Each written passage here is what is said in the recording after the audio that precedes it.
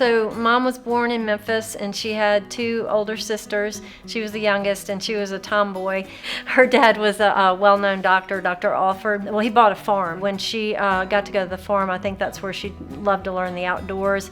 As soon as my dad got back from the Navy, they got married. They were both the same age within 2 months of each other, and they have been dating since 7th grade. And that's about the time that she wasn't seeing him because he went hunting, and that's when she joined him and started hunting with him. I married a hunter. He started going by himself, but he had hurt his eye one time on a twig.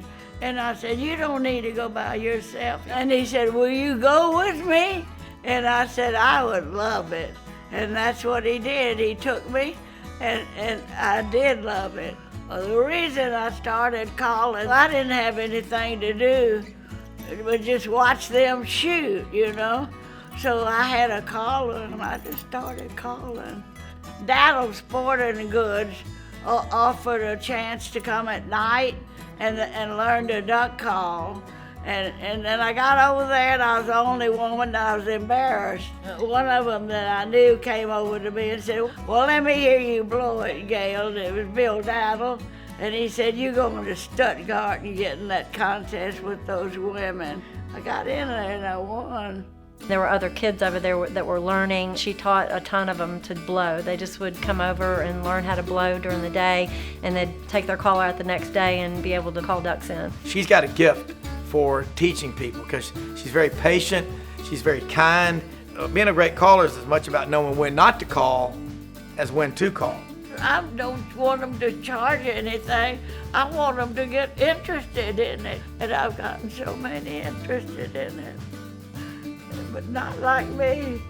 I love it. In the duck calling arena, it was definitely winning all the state championships leading up to the World Championship, and then she won the World Championship twice in '59 and '60. And she was also very active in dog training. They had multiple dogs that made the highest award, which was Master Hunter. Her knowledge, it's real. You think, she's out there shooting in her 90s. Everybody ought to aspire to be Gail Camp. I wish my dad were here. We just lost him last year. He was 96. Both of them are Hall of Famers to me, but it's just as good to see her win it because she was the world champion twice till I came along and messed up her career.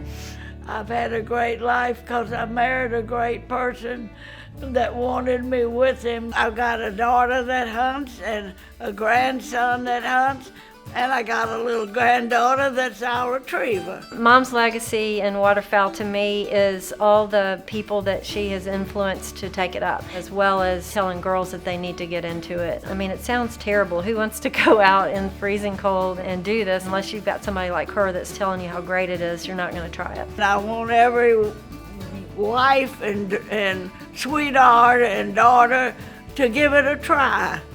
And I think they'll be in love with it once they go.